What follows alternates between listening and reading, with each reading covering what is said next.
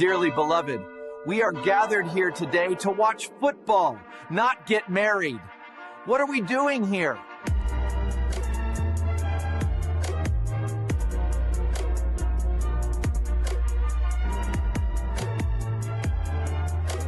I've gotten a lot of baby powder. People like, man, what'd you get out of baby powder for? I think I'm going to have to smack the hell out of a lot of people this year. I just can feel it. Hold on. The only thing you should be getting married to in the fall is football. That's right, y'all. No Weddings in the Fall is back.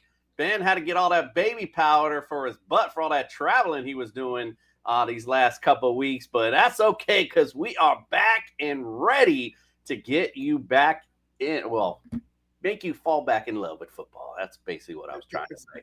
Let's get things started tonight. We'll start with introductions first. Welcome, of course, Justin Herrera. Welcome into the studio, friend. And you're muted. Already ready to go, locked and loaded. It's like I've been doing this forever now. I've been doing this as long as Ben was in the NFL. Shit, and I ain't nowhere near as professional as he was either. So it's good to be here. I love it. I can't wait to give Ben my question of the day, but we're gonna wait till the college rolls around because I already am locked in on one game that I want to ask him about. But yeah, man, I'm fucking stoked. Let's go. I'm glad we're back. All right, let's welcome in the masters of ceremonies himself. It's Ben Troupe. Welcome into the studio, my friend. Man, good to be back, man. Justin and Commissioner, man. Miss y'all boys. You know, my wife thinks she know my schedule. She was like, when you gonna do Words in the Fall? Get out of my business. I mean, I don't give it a couple of things. That's mine. So just leave it alone. You know what I'm saying? We good. But you know. She was like, okay, you know, because she, you know, because we on vacation and she see me on the computer. She's trying to stick her little head like this. I said, get your fine behind out of here, girl. Go, just go. It is good to be back, though, man. I mean, football is we get into the meat and potatoes of the schedules now, whether it's the NFL or college. So, hey, man, nobody is safe. If nobody is safe, so I don't want to. It's not for the week, but I'm happy to be back, fellas. Yeah, glad to have you back. A lot of parity at the top of college football right now. All right, but before we get started, pay the bills, do us a solid. If you're doing some daily or weekly, daily, I don't know why I said weekly, some daily fantasy this weekend, you go to Fast Trap app, use the promo code Troupe. We'll double the deposit up to $50. So you got to love that. Also, if you're looking for some championship bling for your fantasy champion, look no further than Pro-Am Belts. And, of course, if you're watching on YouTube, do us a solid. Give us a subscribe. Hit like. If you got questions, throw them in there. Little things stopping you from doing it. Big things popping for us when you do. So we appreciate it. All right, like we said, a lot of parity on top of the college world right now. Let's talk about what happened last week. Don't worry, Ben. No way. I hit the wrong one. And now to football scores with the boys from No Weddings in the Fall with the week on repeat.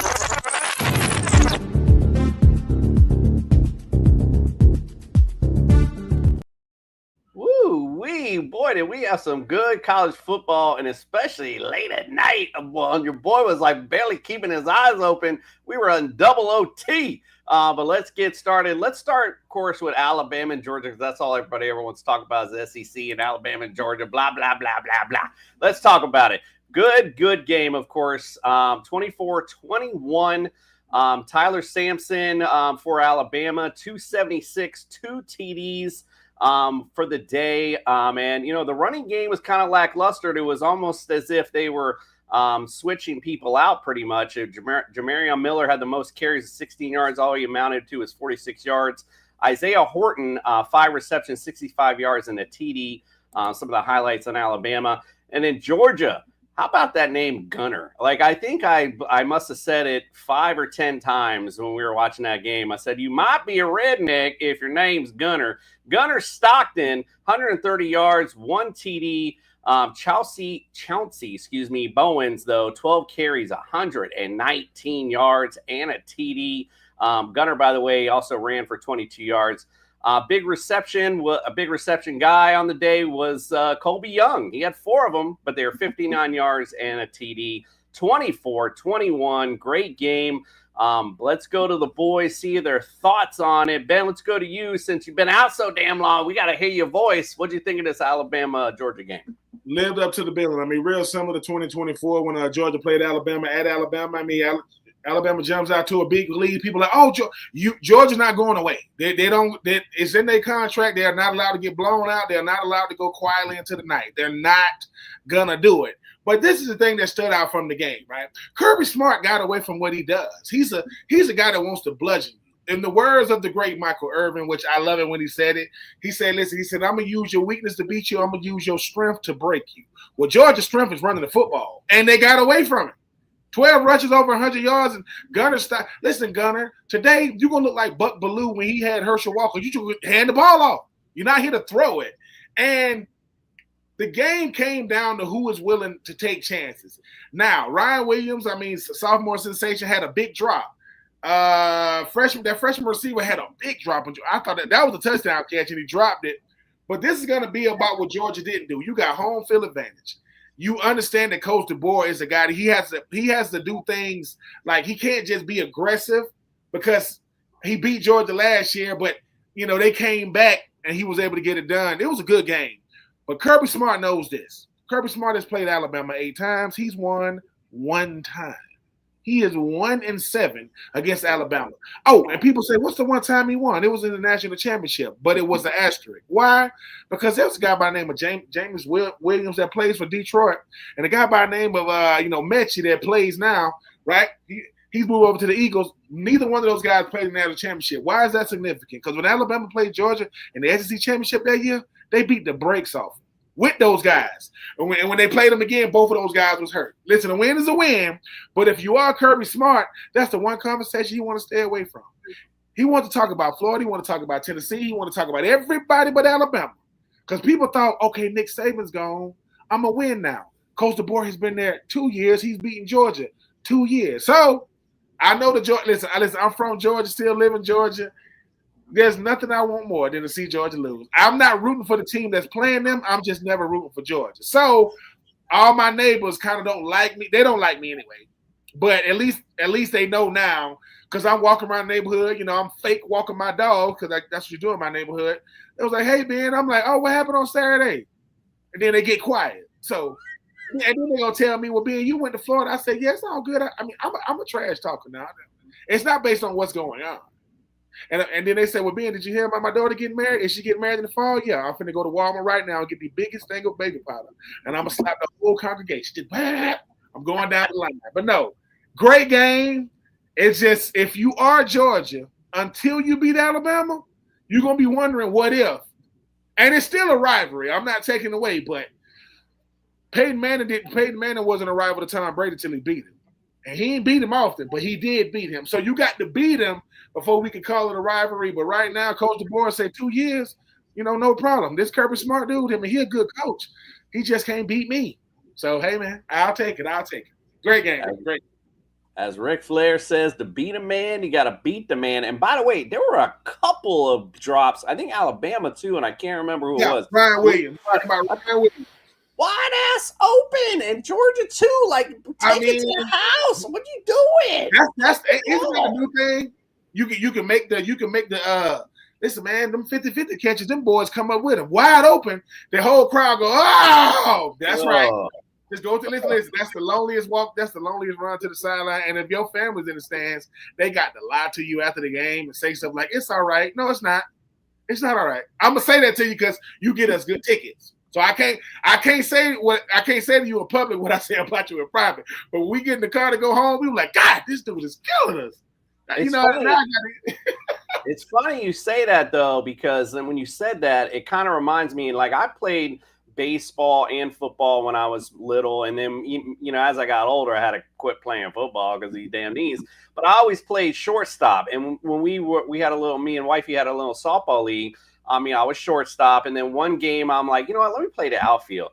And every time them balls take forever. I'm not as good like when it takes so long. but I also played receiver, and those deep balls don't take that long to get there, especially when you're running, bro. Like, I loved it. That was my specialty, was the deep ball. So, I don't understand that, to be quite frank with you.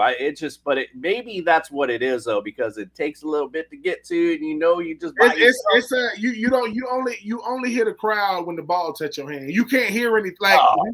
Like when you on the field, you can't hear anything, but it's like when you drop it, because I've been there too. When you drop a big catch, especially a touchdown catch, it's like everything goes dark. It's like you say to yourself, it's almost like you in a dream. You want to wake up from a dream, and you hear a bunch of fans going, "Yeah, you dropped it," and these are your fans. Because people think that the hardest criticism comes from opposing fans. No, it comes from your own fan base.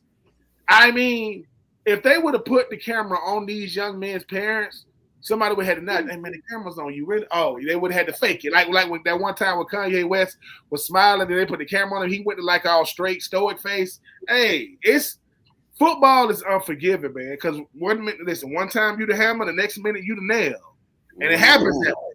And you got to be able to handle it. I think that's the part of football or sports that no one wants to talk about. No one's going to remember all your bad plays. But if you are a real fan, you go up to them and say, "Man, you so-and-so, right?" You'll be like, "Yeah. Remember that time you dropped?" "Yeah, I remember the time I dropped it. I was on national." And now we live in the viral world to where as soon as it happened, it's been retweeted a billion times. Like, just in case y'all didn't see what happened. So, but you live and die with it, man. It happens. It's just Alabama fans hate Georgia. Georgia fans hate Alabama. But Alabama fans I don't like it, but they have a reason to be entitled. They ain't won a lot lately, but they can do a freaking docuseries on Alabama football. If it's coming to Netflix, I'm not watching it. So if y'all already did it, I'm not watching it. I apologize, Justin. I feel like I'm taking all your time, but I have to say one thing real quick, kind of on Ben's point.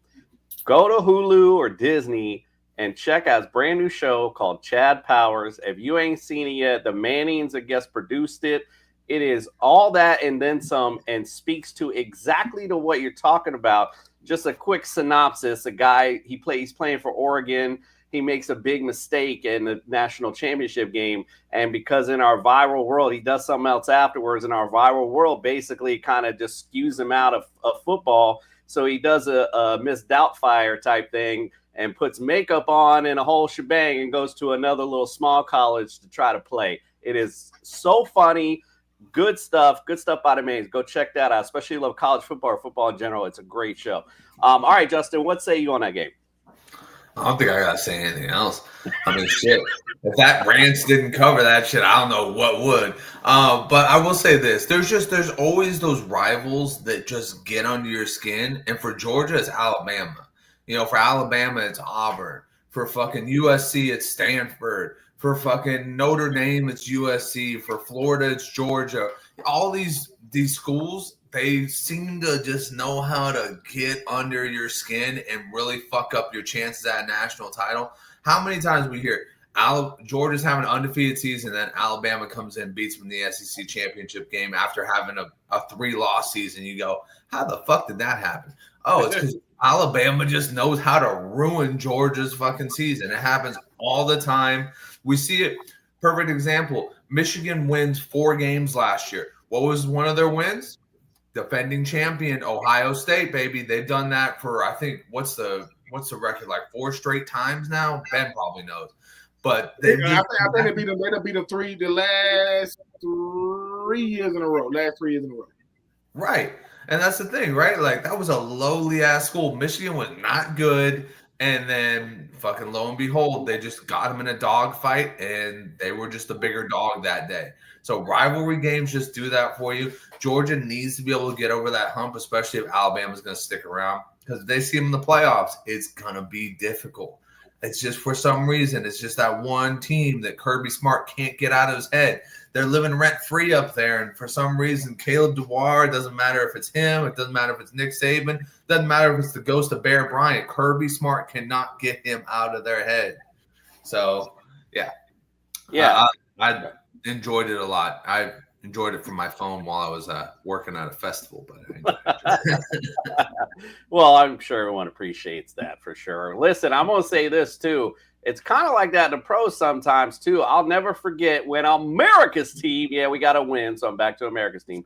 When in 1993, mind you, had the home field advantage throughout the playoffs. Everything was going good. AFC Championship. What happens? Here comes the Buffalo freaking Bills, and Thurman Thomas at the time sets the record for the most scrimmage yards in a game. There we go. Our chances are gone once again because of the Miami Dolphins. All right, anyway. Hey, Ben, did we forget that this was the Miami Dolphins sad song fucking podcast? Like, what are we doing? I am willing to throw away the whole rundown. If Jason came on here and said, listen, we just talking about what's going on in Miami from dislocated knee like you've never seen it. I don't know what's going on with Tua. Like Tua, these press conferences with Tua, I'm like, Tua, what are you talking about? Like, and mind you, if you are the Miami media, you got Omar Kelly and them down there saying, dude, you know we can hear you, right? Yeah. Right. What? Okay, so keep going. So you saying what? They saying I need to eat more carbs and I need to drink more water. But if I ain't ate no carbs, the water will just push it out. No, water it pushes stuff around in your stomach. It's not pushing nothing out. What? It's almost like saying, Tua, listen. What are you talking about? Number one. Number two, whoever is advising you, fire them. They're not helping you. And number three, if they say you won the game and Tyreek got hurt, just say, yeah, man, we won the game because we didn't lose the game. Like he's starting to talk like Mike McDaniel say, yeah, you lose games when you don't win them. What? Yeah. It's like I don't have to talk to the media like that anymore, and I'm happy I don't. But sometimes you just run out of stuff to say. Like Tua come on there and saying, look, Tua might as well come on there and say, listen, this morning, me and my wife had oatmeal, and I think she had a smoothie. Because you're not even. It's like uncomprehensive. Like, dude, what are you? And like I said, it's a lot going on. Tua is realizing. I guarantee you, Tua said, "Is Tyreek out? Yeah, for the year. Yeah, man, like he's not coming back. You're not coming back. All right. Darren Waller though, 2 touchdowns. Darren Waller, so Darren Waller got 15 touchdowns on 16 catches for the whole year. Listen, for Tua, number one, less is more. Number two, stop hitting the juice with Mike McDaniels before you guys go out in press conferences because both of you got something going on. So anyway, let me get off my rant. You say let Tua, less is more. And he like this. You mean I should throw less? No. Come to the press conference, say something, say Marshawn Lynch that thing. You could tell Tua was surprised they won because he thanked Jesus Christ like 4 times right after. I was like, bro, we heard you the first time. Right before he goes out. Before I go though, make sure everyone knows thank the Lord Jesus Christ. Okay, bro. Anyway, somebody in the back said, maybe we should go to A-Chain next time. I guarantee you. After games now, they're gonna say media availability. We got A-Chain, we got Darren Waller, Tua's gonna take a break this week. Yeah. I know he's the quarterback and you have to talk to him. You know what I'm saying? But he's gonna take a break. Quinn Ewers is gonna talk to you today. Yeah. They gotta get Mike McDaniels in for a soundbite at least. I mean, Mike McDaniels goes in there, takes his hair and just pushes it straight up in there. He tries to look as crazy as he can. And they're like, I don't know what's gonna happen with Mike McDaniels, but I guarantee you, if it's a Netflix special on Mike McDaniels, I will watch that. I will tune in because that little dude right there, man. Yeah, he be looking like Doc Brown from Back to the Future sometimes. You know how they did Cocaine Cowboy, Cocaine Coach. Him and Adam Gase been hanging out. All right, let's get to the other double. Let's get to this double OT game. Oregon 30-24 24 Penn State. Dante Moore 248 yards, 3 TDs. Also ran for 35 yards. Man, I wish I was playing college fantasy. He was my college quarterback. Deere Hill Jr. 10 carries, 82 yards as well. The big, I don't know if I'm saying this right, Degorian Moore. Yeah. Thank you, Moore. 7 receptions, 89 yards. Gary Bryant Jr., 6 receptions, 55 yards and a touchdown. Penn State side, Drew Allar at 137 yards, 2 TDs, 1 interception. Katron Allen, 12 carries, 54 yards and a TD. Devonta Ross, 4 receptions, 48 yards and 2 TDs. If you just look at this stat-wise, just if I was looking at the player stats, I'd be like, man, Oregon beat the hell out of them. But no, sirree, 30-24 Oregon, double OT. What a great game it was. Ben, what do you think? It was a great game. Oregon just got to town. They are already dominating in this conference. And I know people are saying, what's going on with that? But Dan Lanning is finding a way to get it done. But this is about John Franklin, who always got something to say. John Franklin talks a lot. Then we talking about the head coach of Penn State. But you know what he don't do? He doesn't win against top 10 teams. He is 4-21 against top 10 teams. 4-21, and you walk around with your chest out. I know you look like Key from Key and Peele, but no. Until Penn State can beat Ohio State, until they can beat Michigan, and now until they can beat Oregon, they're gonna be a really, really good team, never a great team. Because John Franklin has a lot to say when you start talking about these post-game press conferences, but you are what your record says you are, right? And 4-21 against top 10 teams, I mean, John Franklin is just so happy that he didn't have to play Ohio State in the national championship last year because the whole world would have saw it. The whole world would have got to see what happened. But Dan Lanning went out to Oregon. People thought it was just going to be a really, really good coach going to a school that they were going to win some games. No, Oregon is in the mix. Oregon has done everything but win the national championship. But as far as like what they do out there in Oregon, they play defense. They play up-tempo offense. And when they meet big time teams, they usually come out on the winning end. The only time Oregon's not going to win it all is when it's for it all. It's for a national championship. Nope, they're not going to win it. They're the only team that puts their record in national championships on their helmet. You ain't lying. A big old. They're the only. Listen, they're the only college football team that got like 100 different uniforms. They got like a grip of uniforms. Like they got pink ones, they got green ones, they got black ones. Now every time they wear these different uniforms, they lose, so they're not gonna wear them again. So you can push them to the back of the closet and push the other 250 variations to the front. But no, shout out to Dan Lanning, man. I mean, he's finding a way to get it done, and since he's left Georgia as a defensive coordinator, he's been winning games. So I know, but they thought when he came over to the Big Ten, it was going to be them and everybody else. But sorry, Penn State.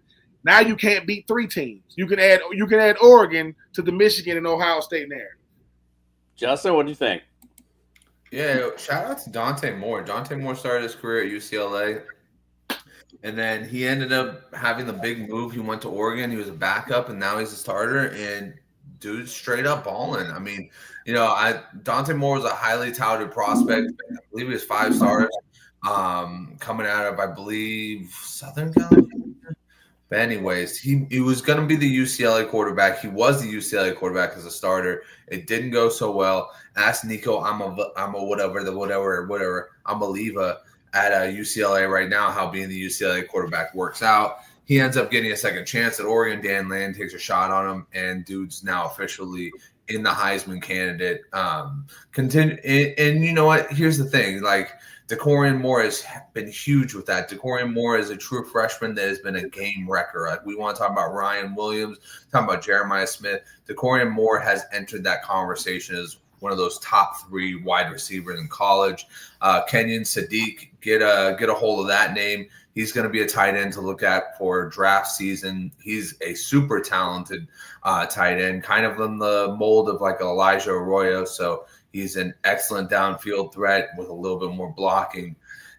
Overall, Oregon kind of pulled it together. And kind of like Ben said, like Penn State is always that team that's like they look really good record-wise, but then when you really dissect their record, they beat the shit out of the bad teams and they lose to the good teams. So it's like I don't know how to modern day put that into words other than you're literally like the Miami Dolphins a couple years ago. No, I'm just kidding. You just beat the shit. Or Dallas Cowboys. Remember when when Dak had his MVP season, he was just beating the shit out of the Carolina Panthers, running up on the Washington, whatever the hell they were that year, and they were just running up the score on these teams. And then when they got into the playoffs, faced Jordan Love, they buckled and they lost big time. That's exactly what Penn State is. They're just that team that just dog walks these shitty teams that are not even maybe FBS, and then they get into the big times with these Oregons and maybe Notre Dame's and all that, and they just get their ass handed to them. That's just the MO. And Drew Aller is going to be a quarterback in the NFL. I don't know if it's going to be a good one, but he's going to be a quarterback in the NFL. I think it's fair comparison to the Miami Dolphins. That's fair. I'll take that one. All right, let's go over to the other double OT game. Virginia Cavaliers upsetting Florida State 46-38. Ooh, we upset special. Ben, you said you were happy to see it. Tell me why. Because it was bound to happen, right? I mean, you talk about a Florida State team that had a big win first game of the year against Alabama, and you look at what they've been able to do since then. But Virginia is one of those teams that they haven't won a lot of games, right? Coach Elliott hasn't won a lot of games since he's been the head coach. But this is what I look for certain things in the game. If a guy coming on a blitz knocks the ball up in the air and picks it off, I say, and then I'm like, oh, there we go. It's little, and a team like Virginia saying we just need to be in the game in the fourth quarter. If you guys go to overtime, we have nothing to lose, everything to gain. All the pressure is on Florida State. There's no way you beat Alabama losing Virginia, right? That's when the Boo Birds came out with Mike Norvell. They're like, he is the worst because they're comparing who you lost to, not that you lost. It's who you lost to, right? So when I saw it, I said, okay. I said, Virginia, me and the fam, we out eating. I'm trying to act like I'm not looking at the game, trying to talk to my wife, and I'm looking at the game. I'm like, and people, and some guy will look at me and say, man, he gonna look at me and say, he gonna look at me and look to my gold nose. I'm like, what the hell wrong with you, sir? No, I'm not looking at them the way you looking at them. And I think that's what makes college football such a great brand of football. It's so unpredictable. There's no way Virginia is going to beat Florida State, right? And then the commissioner is like, don't do something stupid. And that's for different reasons. Like when you they're about to play your team the next week, I don't want them coming off the loss. I want them to come in with confidence. We want to be the first loss. But, hey, man, shout out to the Cavaliers. They finding a way. Because if you are a team like Virginia, you're not playing for the same thing that Florida State, Miami, a Clemson. Well, not this year, but the old Clemsons used to play for. They're not playing to go to Charlotte. They playing for respectability, get the 5-6 wins, hoping to make it to a bowl game. But Mike Norvell said the best. He was like, dude, we just didn't play our style of football. Yeah, you did. Your defense just didn't show up the way you thought, and your quarterback's turning the football over. And it was a good game, though. The fan in me loves to see the game, but, the pettiness of me won't Florida State lose. And they lost. And I don't want it because somebody go yell out, oh, we won't be going undefeated this season. Y'all was not going undefeated. I didn't see them losing to Virginia, but they did. On to the next. Now they get them boys from Coral Gables. Ooh, it should be a joke. Can't wait. All right, Justin, what do you think of Florida State getting upset? Yeah, I mean, it was kind of weird because it's like Chandler Morris was absolutely terrible. He put his best Haynes King on and scored 3 touchdowns rushing. But in the same regard, Haynes King is a terrible passer, so he threw 3 interceptions. Like, anytime you throw 3 interceptions, the other team should be dominating. But instead, Thomas Castellanos, another guy who was kind of entering that conversation of the Heisman, he was having a great year, immediately evicted his ass out of the Heisman consideration house with 2 interceptions, costly interception at the end. Like, come on. And you know what? I'm going to say this. Jamari Taylor is somebody to watch. He's a senior. He put it on last year, 1,000 yards. He's putting it on this year. He's got 7 touchdowns through 5 weeks. And then Deuce Robinson, goddamn. USC, Lincoln Riley had this guy and for some reason couldn't do anything with him. Tried to use him as a tight end. Oh, look, let's put him on the outside as a perimeter wide receiver. He's doing just fucking fine at Florida State. He's doing amazing at Florida State now. Another Lincoln Riley dropping the ball thing right there, but this guy looks like he's going to be prime. He looks in the mold kind of Kyle Pitts, but a little bit faster. So I'm looking forward to drafting this guy on my fantasy teams. That's all I'm saying. I'm hoping the 49ers are looking at this guy and going, hey, maybe we should get this guy on our team because every other one of our wide receivers seems to be falling off the face of the fucking planet. Maybe we also need to get a new training staff too. Jesus Christ. Everybody is injured. Everybody is injured. Can you imagine my day today when I found out Ricky Pearsall, Jawan Jennings, and Brock Purdy aren't playing? On top of the fact that Nick Bosa isn't playing, on top of the fact that D. Winters, all these guys are questionable now. It's Thursday night football. My Thursdays are just about ruined right now. I got to watch Mac Jones play. Hey, Ben, when did this become the 49ers song? Whatever the hell you've said. Hey, 3-1. What do you got? 1-3, and you got all your players? No, no, we don't have all our players, unfortunately. Our boy Smitty, by the way, he put a comment in here. He's asked if we were talking fantasy football. We're not talking fantasy, but we can answer one for you. What do you think of this, Justin? I think this one's pretty easy in my perception. But he says he got 3 receivers on his team, 2 are questionable. Had to drop one of these RBs to get a receiver off the waivers, and he's got Benson, Montgomery, Marks, Henderson, Rashad White. Who would you drop there? Well, I mean, you can go Benson to the IR and add somebody. Right. I mean, or just drop IR, just drop Benson, period. He wasn't doing shit anyways. Yeah, that would be mine. That was my first immediate take, too, was like, yeah, we're going to drop Benson for sure. We're already running a little over, so I'm not going to go over all these NFL scores. I just want to talk about one game in particular, the Chiefs versus the Ravens. Both teams going in that game 1-2. Chiefs win 37-20, put a beat down. The reason I wanted to bring it up, by the way, is I want to throw this to Ben. Do I feel like we're repeating history with this team?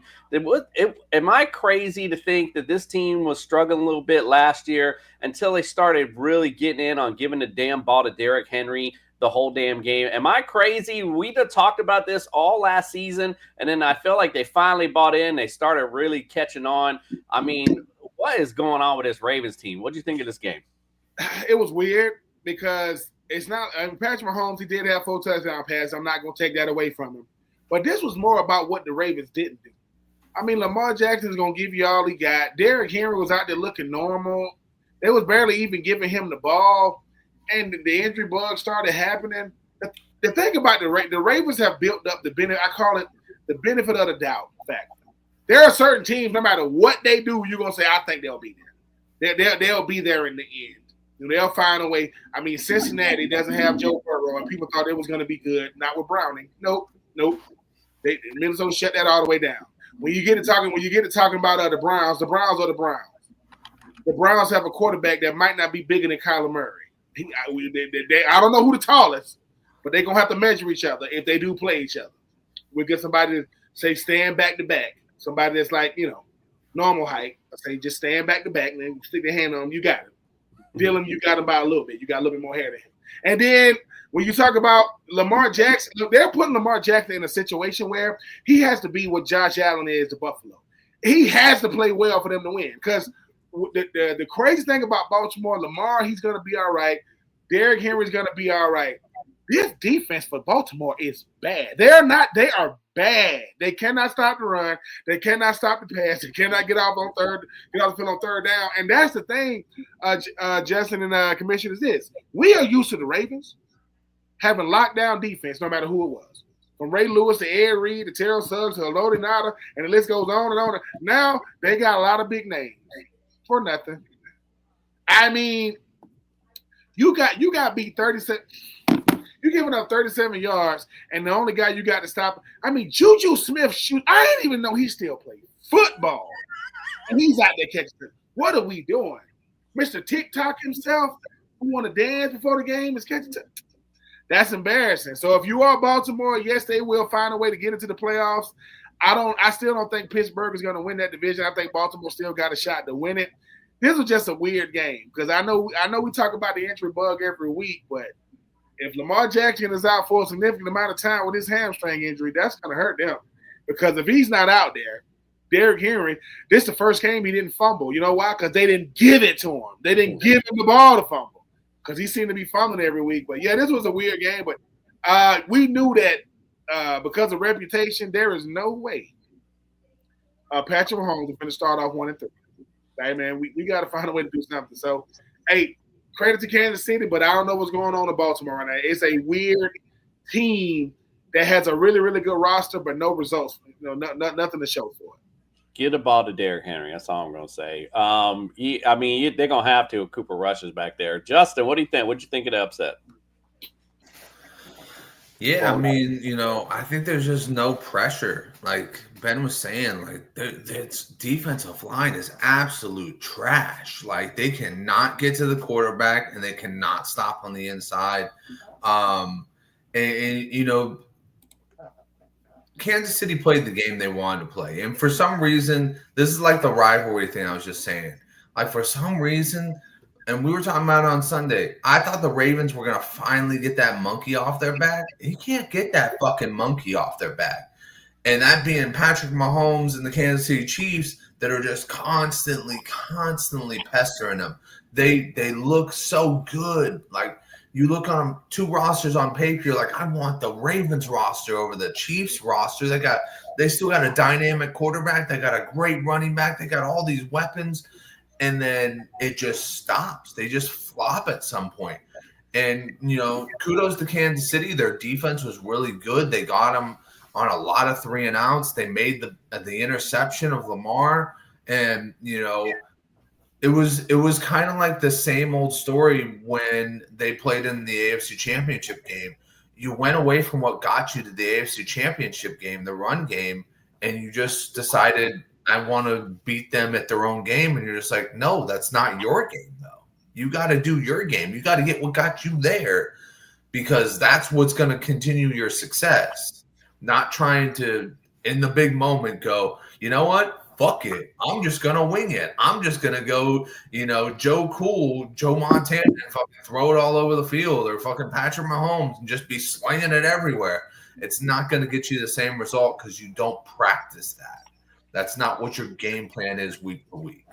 So it's a weird game, but I think it's also an omen. I think it's an omen to the Ravens kind of maybe actually fundamentally falling apart. Derrick Henry ain't getting younger. Lamar is injured. Andrews has been non-existent this year. So it's just kind of – I hope it's just a weird offshoot.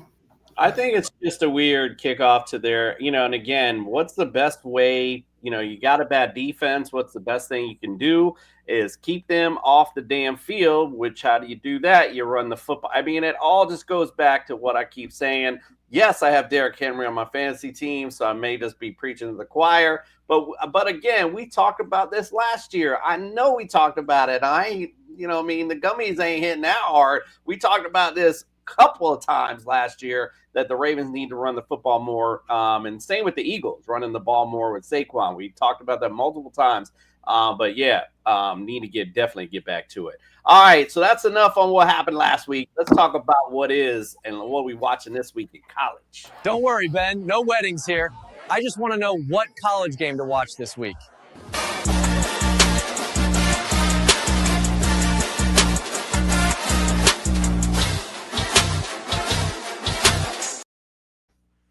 Yes, sir, and Bob. All right, here we go this week. We'll start out with number 25, Boise State, going to number 21, Notre Dame. This is the first time these teams have ever played each other. Crazy enough to hear it. Ben, who wins this one and why? For Marcus Freeman's sake, it better be Notre Dame. Because Notre Dame is the only team in college football that has only the regular season. They're in the ACC contractually, but they get the road to the beat of their own drum. So Marcus Freeman, hopefully he stick with his winning ways. Boise State could be a tricky game though, because Notre Dame is the better team. that goes without saying. Boise State is like, and this is the same Notre Dame team that lost to NIU last year, right? I mean, people are like, what? Could it be an ugly game? If Boise State can make it ugly, they got a shot. But if halftime they down by double-digit scores, it's gonna be a long game. But it should be a good game because, like I said, Boise State is gonna play hard. They're not gonna lay down for Notre Dame. But for Notre Dame, Notre Dame has to win by style points because if they be having these close wins, that might keep them on the outside looking in come college football playoff committee time. Notre Dame 2-2, Boise State 3-1. Justin, who wins it? Yeah, I agree with Ben. You got to smash Boise State in this game. And that's not going to be easy because Maddox Madsen is a real deal quarterback out there. He's another guy you got to listen for because he might be coming out this year and he might be somebody who kind of has like one of those Dak Prescott ascensions from the fourth round.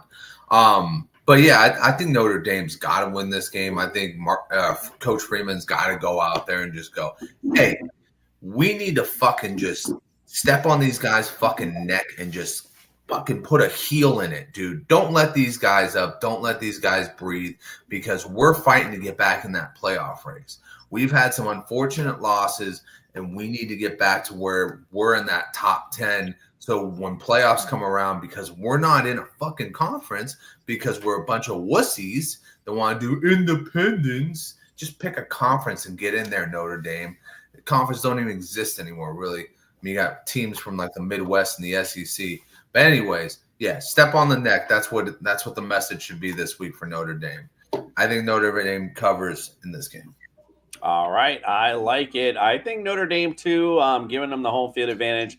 Hell, they even got a little leprechaun on the field, so I'm sure that'll turn their luck around. Number 16, Vanderbilt visits number 10, Alabama. Alabama owns the series 60-20-4. Vanderbilt won the last matchup last season 40-35. Ben, who wins this one? I mean, I'm going to give the slight edge to Alabama, but I am not confident in that pick because that goalpost still hasn't made it back to Nashville for what they did last year in Nashville. I will say this. If Coach DeBoer wins against Georgia 2 years in a row and loses against Vanderbilt 2 years in a row, the fans going to be like, what the hell is going on? Like, wait a minute. Wait. We're losing to Georgia. We're beating Georgia, losing. And this could happen because, like I said, Vanderbilt is saying, dude, we're not even supposed to be doing what we're doing. Problem is we do it. And you don't got to like it, right?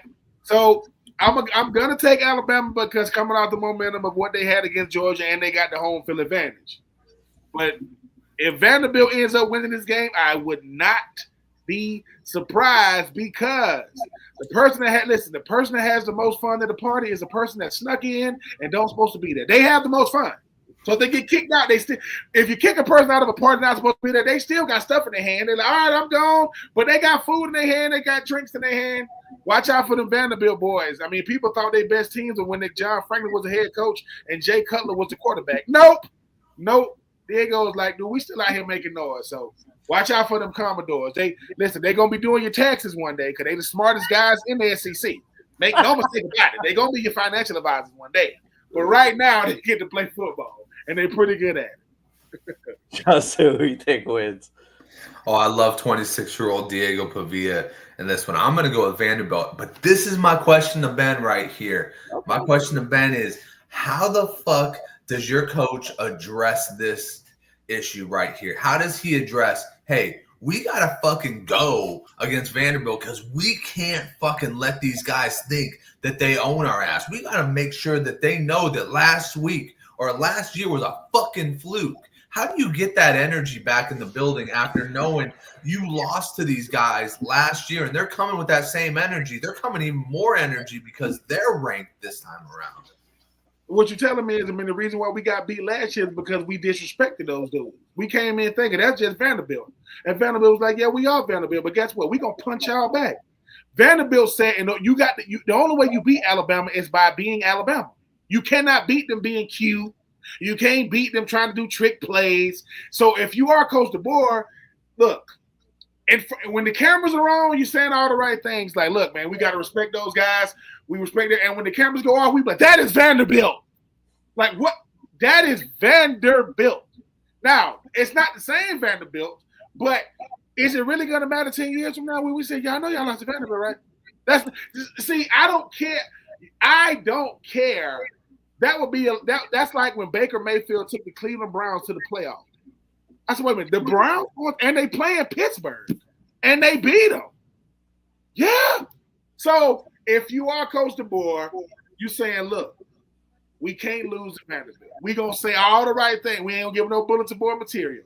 But after the game, we talking trash. Because we have – I mean, the fact that we talking about who's going to win against Alabama and Vanderbilt, what? Like, think about that. Who you got? Oh, no, man, this Vanderbilt team. Vanderbilt has earned the world's respect. But if you are Alabama, don't be stupid. Don't do nothing stupid. Because if they beat you at Alabama, do they take your goalpost from Alabama and walk it all the way back to Nashville? I'm just telling you. I'm just telling you. I'm going with – listen, I think Alabama's going to do it, but I think it's going to be a nail-biter. I don't think it's going to be somebody running away. Vanderbilt like, hey, man, we playing for the present players and future players that want to come to Vanderbilt. Because there's going to come a time people say, do you go to Vanderbilt or do you go to Alabama? Which is crazy. People are like, I don't know. Because if Alabama can't beat Vanderbilt, you know what I'm saying? I'm not saying that's going to happen, but, you know. That's the world we live in now, man. Like I say, Taylor Swift is engaged to Travis Kelce. So anything can happen. Anything at all. Those CTA reunions are going to be lit if Vanderbilt wins twice in a row. I'm trying to tell you, listen, man. Look, as a person that used to live in Nashville, they got West End, they got Broadway. It's the same street. Just one side is Broadway, one side is West End. They will not have enough liquor on those streets if Alabama loses on Saturday. The cops going to be drunk. They're going to be pulling each other over. Boy, you drunk as hell. I know. With your lights. It's going to be wild. Let's go to the game of the day, for me anyway. Number 3, Miami, going to number 18 now. That's why I'm upset they lost. Again, number 18, Florida State. Miami owns the series 36-33. Last year, Miami won 36-14. Pop, pop, pop. 2 in a row in the series as well. Who do you think wins this one, Ben, and why? I think Miami sticks with their winning ways, but I do think Florida State plays inspired football. 1, because they have to. And 2, if you get blown out, it's not going to matter, though. Those first 3 games, even though one of them was Alabama, they're going to say that was a fluke. First game of the year, because we don't know who anybody is first game of the year.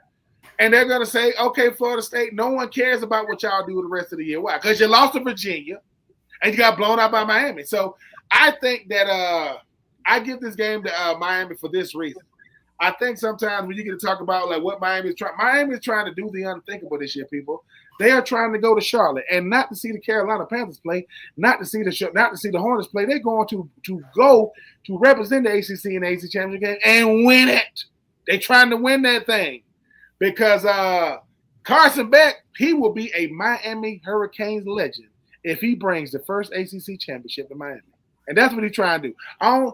I know he getting Mercedes-Benz and Ferrari stolen from him down there. You're in the wrong neighborhood, young man.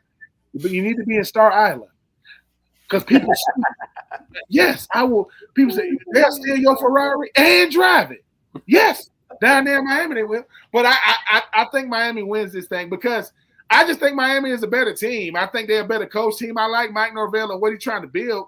But I think Virginia exposed Florida State. Like, dude, y'all not what y'all record says y'all were coming in. So I'm gonna go with them boys. I'm gonna go with the boys from Coral Gables. But I do think this is one of the most tradition-rich classic rivalries there is. I think they add to the pageantry on Saturday, but I think it's going to be them boys from down south. Yeah, it ain't going to be no wide right this time because they ain't going to lose it. Justin, what do you think? It's over with. Yeah, I'm going to go with Miami in this one. I think Miami closes out the Florida series. They beat South Florida. They beat Florida. And I think they close it out with a big win over Florida State. And then their season just gets very easy after that because they got Louisville, Stanford, SMU, and Syracuse. So hopefully they'll be punching their ticket, like Ben said, to Charlotte. Hopefully is right. But again, like I said, a lot of parity at the top right now. So Miami's got to watch out. I think that Florida game kind of woke them up a little bit. I hope anyway. So we shall see. All right. Well, talked about college. Let's see what we're watching this week in the pros. You all are terrible. Even the boys from No Weddings in the Fall didn't pick you to win.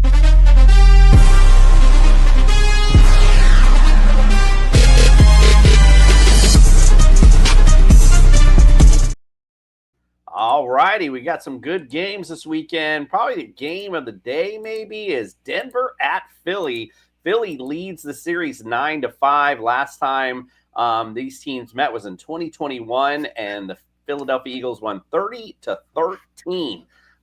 Justin, we'll go to you first on this one. Who wins and why? I'm actually going to wild card here. I'm going to go with Denver winning this one. I think Philly's been a little bit vulnerable on defense, and Denver kind of get a little momentum going. They beat the brakes off the Bengals last Monday. So I think we're going to see the Broncos put the first L on the Eagles record.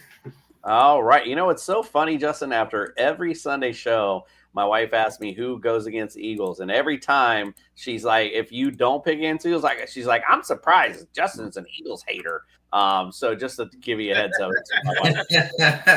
I don't hate the Eagles. I hate their fans. I'm not going to tell her that one either. Ben, who wins this and why? I'm gonna go with the Eagles. I think the Cortland Sutton and Queen Young Mitchell are going to be a really, really good matchup. But AJ Brown, he was on the milk carton last week and they still won. He won't be on the milk carton this week. They're gonna be throwing in the rock. He clarified his statements. I mean, I don't like these quote cryptic messages that be on X that you got to explain. Just don't say anything. Like, we are so emotional. Don't say anything. We know you are frustrated. We get it. But AJ Brown is gonna go off. He's gonna go off. But the problem is, he's going to have to do it against Patrick Surtain. And let me tell you something. That don't happen. Yeah. When people say, hey, man, can anybody stop A.J. Brown? His name is Patrick Surtain II. Reigning Defensive Player of the Year. 6'2", about 205. And look, I know if he's not married, he's going to be really, really, really, really great husband. You know why? Because he got a lot of patience. That boy just sit in that line, and he don't go for no double moves. I want to see the matchup of A.J. Brown and Patrick Surtain because they both built real similar. I think A.J. Brown, weighs a little bit more than Patrick Surtain, but when 6'2" run out the huddle at corner, yeah, that's a grown man right there. So I'm looking forward to that matchup. And Saquon, hey man, whenever you want to break out, we here. Whenever you want. People kept saying, is he going back-to-back 2,000? That's not happening. If you ever rush for 2,000, you are on everybody's radar. Everybody. He's playing okay, but not what we've grown accustomed to. Can he have a breakout game? But I'm gonna go with Philly. I think Philly wins. Yeah, I thought the game prior to this last one, kind of woke them up a bit and was like, okay, we gotta pass to establish the run because everyone knows we're a running team. So that seems to be where they were being played. And by the time that they got to the passing, they weren't in rhythm is what it looked like to me. And then it was like, okay. And they kind of woke up a little bit. Last game, this offense is starting to look better. I think it's starting to click a little more. Listen, at the end of the day, AJ Brown should know, sometimes you get the ball, sometimes you don't. But he, when he does get the ball, he looks like a man playing with children out there. So I can understand his frustration. It's probably like, give me the ball so I can score this damn touchdown. But as long as you win him, bro, like, who cares? Like, take it to the house. Like, we good. All right, let's go to the next one. Houston at Baltimore. Baltimore leads series 13-2. Last time they played was in Baltimore, which was last year. They won 31-2. They've actually won 6 in a row in the series. So we'll go to Ben on this one. Who wins this and why? I think Lamar Jackson and company got to win this game because if you lose to Houston beat the Titans. Houston beat the Titans. That don't even count. That does not count. The Titans didn't even score a freaking point. So right now, there's a little concern in Baltimore. If you lose to Houston, you better panic. If you lose to Houston, you panic because Houston got something. Yes, they got Daniel Hunter. They got Will Anderson Jr. They got Aziz Jair. They got, they got Petrie. They got a defense. But their offense doesn't scare anybody. I mean, I'm sorry. Collins is their number one receiver. Like Collins, but he ain't no hellraiser now. So if you are Baltimore, just like last week against Kansas City, you got to get back to saying, hey, man, let's get back to who we are. Let's start putting some wins together, because as you get long in the season, you realize somebody goes out every week for a torn ACL, dislocated knees, and everybody's going to deal with the injury bug. You just hope it's not so significant that it's going to hurt the rest of your season. So while you still have a healthy or semi-healthy Lamar Jackson and a Derrick Henry, you better utilize it. So with all that being said, I just think that the Baltimore Ravens are still a better team than Houston. I'm going to go with Baltimore. I like it. Justin, who wins? Yeah, I agree. I'm going to go with Baltimore too. This is the Texans. The Texans in Baltimore is kind of like Baltimore and the Chiefs. The Texans just cannot get over this Baltimore hump. They've eliminated them, I believe, twice in a row in the playoffs. And it's just one of those things where Houston buckles under the immense pressure of having to play a really good team. And I also agree with Ben. You can't take what Houston did last week on any sort of basis and go, yeah, that's exactly what we were expecting, because it's the fucking Tennessee Titans. Yeah. Tennessee Titans were not very good. I think even with Cooper Rush, the Ravens will pull this one out. Even with Cooper Rush, oh my goodness, yeah, I believe you. Cooper Rush, he's won a few games in his day, man. Hey, I feel you, and he's got Derrick Henry. Like I said, hand him out. It'll be fine. If I'm Cooper Rush, I mean, do Harbaugh really got to stay? And listen, Coop, this week I know we run the ball. I got you, coach. Listen, and don't do it. Listen, hand the ball off to Derrick Henry. Encourage Derrick Henry. Don't do nothing stupid. I got it. Yep. It's simple. He said, "What if Derrick fumbles the ball? Then hop on the bitch." Yeah, there it is. It's funny. It's funny not to, because we got to get moving, but I just want to quickly say I find it funny how a couple of fumbles and all of a sudden Derrick, it's like, oh no, Derrick Henry's fumble. I mean, listen, if I'm a cornerback in this football league and I seen Derrick Henry running down the lane, trust me, I'd much rather go try to punch out the ball. You know what I mean? So that just makes sense to me. I mean, like, hello, there's a couple of fumbles, no big deal. It's not going to keep continuing to happen. Obviously, Derrick Henry is something you saw him working on it right prior to the game. So, trust. I think it's all good. All right, let's go. Tampa Bay at Seattle. Seahawks lead the series 9-6. Last time they played was in 2022. And Tampa Bay won 21-16. I'm just gonna quickly say this Bucs team is beat up. I just got an alert that Baker Mayfield has been listed now as questionable. Did not do the walk. I think it was just a walkthrough today, but he did not even participate in that due to a sore bicep and knee injury. So, Justin, who wins this and why? Not the Bucs, that's for sure. I mean, I just think, you got Bucky Irving down. You got, Baker Mayfield possibly getting hurt. It just seems like at this point, it's the Seahawks are a lot more healthy. And, I think Sam Darnold is finally coming into his own in this offense. It's the exact same offense he ran for the past 2 years with Stefanski and Shanahan anyways. I think the Seahawks go to 4-1, Bucs go to 3-2. All right, Ben, what do you think? Yeah, I'm gonna take Seattle as well. I mean, that's a long flight. What is that? 6 hours in the air just to play a football? That's a long. I mean, from the only flight longer than might be Miami to freaking Seattle. That's a long flight, right? And like you say, right now the Bucs are looking like 2024 San Francisco. They're like the walking wounded. It's like that's a lot of Mike Evans. Bones are finally letting them know, hey, dude, we old, bro. Like we struggling. We need some time off.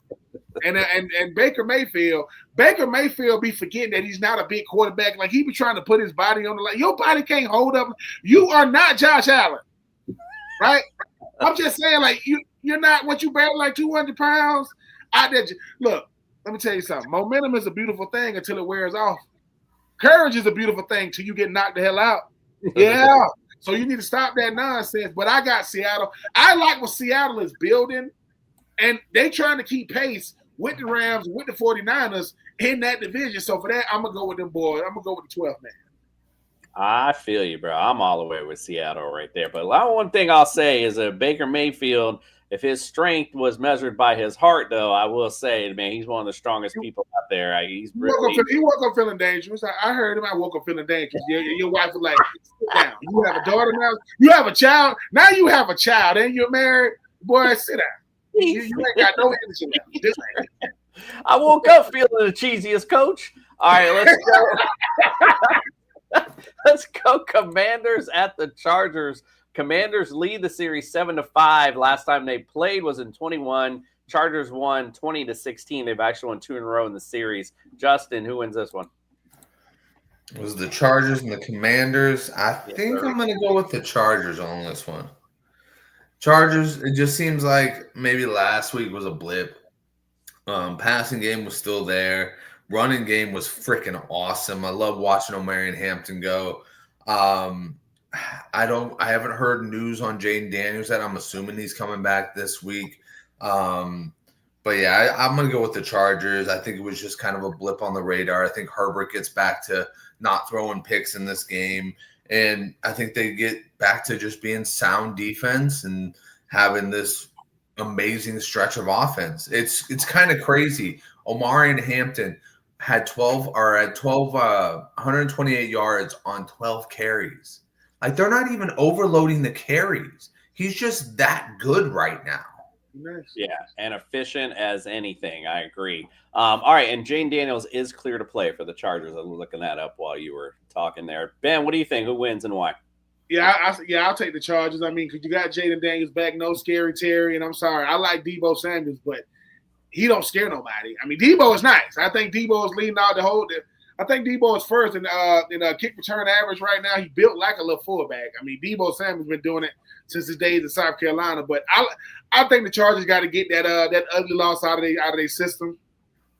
So for that, I'm gonna go with the Chargers, even though I do think the Commanders are gonna play them tough. But I'm still going with the Chargers. Yeah, that traveling East Coast to West Coast, West Coast to East Coast is a thing. I mean, Look at the Chargers traveling to New York. No one thought the Giants were going to win. Although, Jacksonville did go to San Francisco, but we won't talk about that. All right, New England at Buffalo. New England leads this series 79-51-1. They split last year, 23-16 New England, 24-21 Buffalo. Good games nonetheless. Ben, who wins this and why? But listen. There's a song that somebody said, "Back to life, back to reality." New England, y'all gonna get back to reality this weekend. I know that Buffalo was playing with their food against the Saints. Like, we're not gonna lose to y'all. We just doing dumb stuff. Buffalo dominates their division. Dominates it. They don't want nobody to win. They don't want to give you no type of hope. So for that reason, I'm gonna go with Buffalo. So like I said, Josh Allen knows one thing. As long as I'm healthy, we got a shot.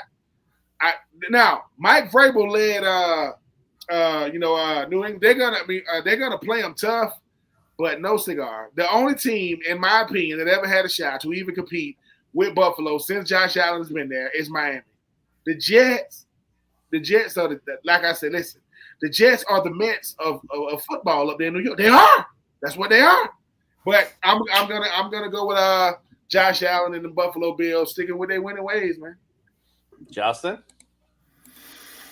You know how badly I want to say I'm going the opposite direction, but you know what? I'm not going to do that because, like I said, with the rivalry thing, there's just some rivalries where it's already embedded in your head you're going to fucking lose, and that's kind of what the Patriots are. The Patriots, when it comes to the Bills, it's already kind of embedded in their DNA. They're just going to lose without Tom Brady. So Josh Allen is Superman whenever it comes to the NFC East or the AFC East. So I am going to stick with my man, Josh Allen. Buffalo going to put them 3D through a table. I got it. I apologize because I meant to look this up, but the game I believe New England won I believe I saw like January 5th. So it might have been when Buffalo had locked things up. I don't even know if Josh Allen played in that. I got to look that up. So I don't know if that's a thing, if they've played them well, but I'm with you on the fact that I want to pick the Patriots in this game, but I just can't because it's Buffalo and it's Josh Allen, like you said. All right, let's go to the final one. KC going to Jacksonville. They lead the series, KC does, 10-6. Last time they played was in 2023. They won 17-9. They won 8 in a row in this particular matchup. Justin, who wins this one? Which one was this one again? I'm sorry. I was looking up the Buffalo thing. Chiefs at Jaguars. Chiefs at Jaguars. Chiefs on the roll, and they're getting ready. They're getting rearing and ready to go for Rashee Rice to come back and just really start opening up a can of whoop ass on the league. So Jacksonville. Listen, they earned that win last week. When you take the ball away 4 times, you should win, and it was rightfully theirs. But if KC looks halfway as good as they did against Baltimore the rest of the season, we're all in for a scary resolution for the Super Bowl, because that's a good game. That's a good fucking team right there. Yeah, they always seem to be a good team. They're running through that Patriots thing. I was sick of seeing them. Ben, who wins this one? Yeah, I'm gonna take Kansas City as well. I mean, I like what Jacksonville is doing right now. I mean, they're trying to play balance on offense. They're trying to find a way to get Brian Thomas Jr. the ball. Etienne. I mean, he running like a madman right now. He running for a new contract. I mean, I like the law offices of Travon Walker and Josh Allen, the other Josh Allen that chases quarterbacks, not plays quarterback. But Kansas City is one of those teams that looking at Jacksonville and saying, listen, no disrespect, but y'all ain't there yet. I mean, not yet. I mean, and like I said, if we see y'all down the line, it'll have to be in like an AFC Championship game. But Trevor Lawrence, he all right. Trevor Lawrence is making some throws. Trevor Lawrence ain't Patrick. Patrick, like, come on, Trevor Lawrence is a fan of Patrick Mahomes. If we being honest, he is. So for that, I'm gonna take the Kansas City Chiefs, and I do think Jacksonville is gonna play well. But Liam Cohen and the head coach of Jacksonville, if you don't know what to do with Travis Hunter, make him pick a side. Or like a Kit Kat, right? Pick a side. You gotta pick one. He's all right on offense, and he does some things on defense. The problem is, didn't Steve Smith Sr. say in the NFL, they pay you to be a specialist, not all right. They pay you to be nice on one side of the ball. So let him pick a side, because right now on offense, breaking tackles means that, somebody was right there. No, he's not Brian Thomas Jr. I mean, De'Ami Brown, he might be better than him, but this ain't Colorado. And speaking of Colorado, they need Shador and Travis. But that's another topic for another day. But I'm going to go with them Kansas City Chiefs boys. Yeah, I'm going to reserve ruling on this one because, man, I am so wanting to pick the Jags in this game. But it's one of those things that I feel like it's like, okay, am I going to count out the team I always count out and ends up winning? And am I really going to back the team that every time I think that they're good, they're not? That's what makes me be like, nah, I can't. But then I'm like, oh, I really want to. So I'm still going to wait and hold out on that one.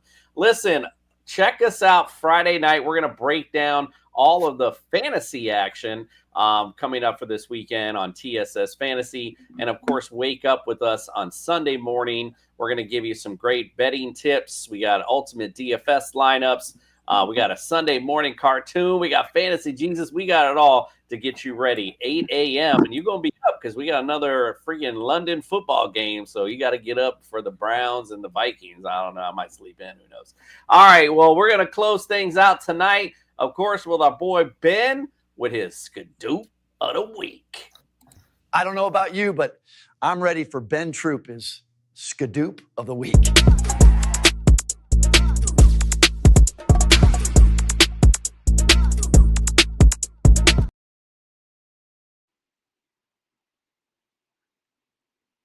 No, I was not muted. I was doing my Shador Sanders. If you didn't see it, Shador Sanders, third string quarterback of the Cleveland Browns, was asked about his teammate Dylan Gabriel being named the starter, him still being the third string quarterback. He did a mime. He answered. His mouth is moving like mine, but nothing was coming out.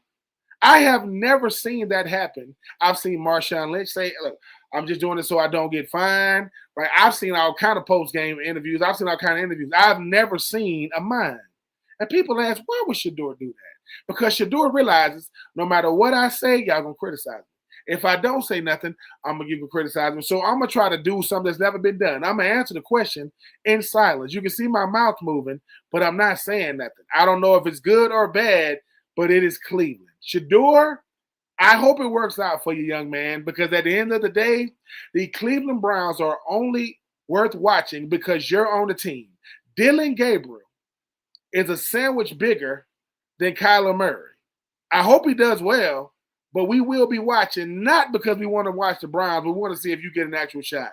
I am being true. This is No Weathers in the Fall. Do yourself a favor. Make sure you like, share, and subscribe. But do yourself the greatest favor you ever done. And don't let me catch you in no church in the fall. I got big hands and a lot of powder. We out here.